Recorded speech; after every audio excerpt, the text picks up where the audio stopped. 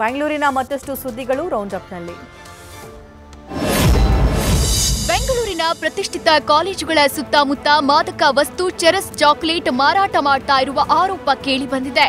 ಉತ್ತರ ಪ್ರದೇಶದಲ್ಲಿ ಚಾಕೊಲೇಟ್ ತಯಾರಿಕೆ ಮಾಡಿ ಮೌನ್ ಎಂಬ ಪೆಡ್ಲರ್ ಮೂಲಕ ಬೆಂಗಳೂರಲ್ಲಿ ಸಪ್ಲೈ ಮಾಡಲಾಗ್ತಾ ಇರೋ ಬಗ್ಗೆ ಮಾಹಿತಿ ಬರ್ತಿದ್ದಂತೆ ಜಿಗಣಿ ಪೊಲೀಸರು ಕಾರ್ಯಾಚರಣೆ ನಡೆಸಿ 6 ಮಂದಿಯನ್ನ ಅರೆಸ್ಟ್ ಮಾಡಿದ್ದಾರೆ.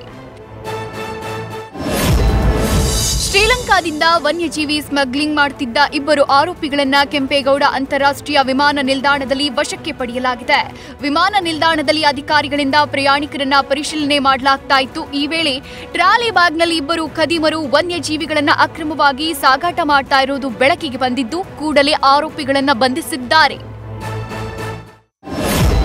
ಆಟೋದಲ್ಲಿ ಪ್ರಯಾಣಿಕ ಬ್ಯಾಗ್ ಬಿಟ್ಟು ಹೋಗಿದ್ರಿಂದ ಗಾಬರಿಗೊಂಡ ಆಟೋ ಚಾಲಕ ಆಟೋವನ್ನ ನೇರವಾಗಿ ಪೊಲೀಸ್ ಠಾಣೆಗೆ ತೆಗೆದುಕೊಂಡು ಬಂದಿದ್ದಾನೆ. ಆಟೋದ ಹಿಂದಿನ ಸೀಟ್ನಲ್ಲಿ 2 ಬ್ಯಾಗ್ಗಳು ಪತ್ತೆಯಾಗಿತ್ತು. ಇದರಿಂದ ಗಾಬರಿಯಾದ ಆಟೋ ಚಾಲಕ ಕೂಡಲೇ ಆಟೋವನ್ನ ಜಯನಗರ ಪೊಲೀಸ್ ಠಾಣೆಗೆ ತೆಗೆದುಕೊಂಡು ಬಂದಿದ್ದ. ಈ ವೇಳೆ ಬಾಂಬ್ ಹಾಗೂ ಡಾಗ್ ಸ್ಕ್ವಾಡ್ ಕರೆಸಿ ಆಟೋವನ್ನ ಪರಿಶೀಲಿಸಿದಾಗ ಬ್ಯಾಗ್ನಲ್ಲಿ ಮಿಕ್ಸಿ ಹಾಗೂ ಡ್ರಿಲ್ಲಿಂಗ್ ಮಷೀನ್ ಇರೋದು ಗೊತ್ತಾಗಿದೆ.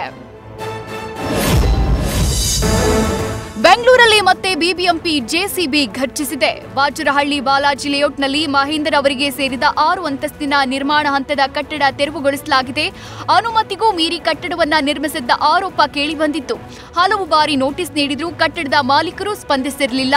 ಹಾಗಾಗಿ ಖುದ್ದು ಆಯುಕ್ತರೇ ಡೆಮಾಲಿಷ್ ಮಾಡಿಸಿದ್ದಾರೆ. ಆಹಾರ ಸುರಕ್ಷತೆ ಮತ್ತು ಗುಣಮಟ್ಟ ಇಲಾಖೆ 150ಕ್ಕೂ ಹೆಚ್ಚು ಪಿಜಿಗಳ ಮೇಲೆ ದಾಳಿ ನಡೆಸಿದೆ. ಪಿಜಿಗಳಲ್ಲಿ ಸ್ವಚ್ಛತೆ ಕುರಿತು ಸಾಲು ದೂರುಗಳು ಬರ್ತಾ ಇದ್ದು, ಬೆಂಗಳೂರು ಸೇರಿದಂತೆ ರಾಜ್ಯದ ಬೇರೆ ಬೇರೆ ಭಾಗಗಳಲ್ಲಿ ಇರೋ ಪಿಜಿಗಳ ಮೇಲೆ ದಾಳಿ ನಡೆಸಲಾಗಿದೆ. ಹಲವು ಕಡೆ ಸ್ವಚ್ಛತೆ ಇಲ್ಲದೆ ಇರೋದು ಕಂಡುಬಂದ ಹಿನ್ನೆಲೆ ಕೆಲವು ಪಿಜಿಗಳಿಗೆ 10 ರಿಂದ 50 ಸಾವಿರವರೆಗೆ ದಂಡ ವಿಧಿಸಲಾಗಿದೆ. ನ್ಯೂಸ್ ಫಸ್ಟ್ ನಿರ್ಭೀತಿಯಿಂದ ನಿಮ್ಮ ಪರವಾಗಿ.